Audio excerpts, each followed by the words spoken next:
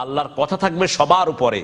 এই জন্য এই যে আমাদের দেশে লেখা হয় লা ইলাহা ইল্লাল্লাহু মুহাম্মাদুর রাসূলুল্লাহ পাশাপাশি, এটাও কোনো হাদিস দ্বারা স্বীকৃত না। এই কালেমাটা 6টি জায়গায় এসেছে বিশ্বনবী সাল্লাল্লাহু আলাইহি ওয়াসাল্লামের জীবনে। বদরের পতাকার ভিতরে এই কালেমাটা ছিল, উহুদের পতাকাতে ছিল, খয়বর দুর্গের পতাকাতে ছিল, বিশ্বনবীর আংটিতে ছিল লা ইলাহা ইল্লাল্লাহু মুহাম্মাদুর রাসূলুল্লাহ। কিন্তু লা ইলাহা ইল্লাল্লাহটা ছিল উপরে, মুহাম্মদ রাসূলুল্লাহ ছিল নিচে। এটা পাশাপাশি ছিল না কখনো।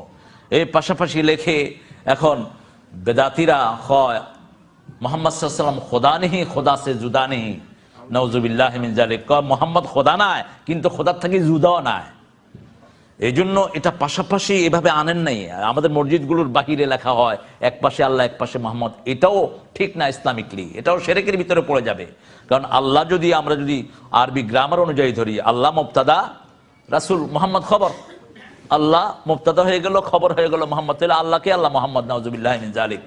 যে ধারণা বিভিন্ন ফেরকাগুলোর আছে আমাদের দেশে, তা আল্লাহ রাব্বুল আলামিনের কাছে আমরা যে জিনিসটার জন্য সবসময় দোয়া, বিশ্বনবী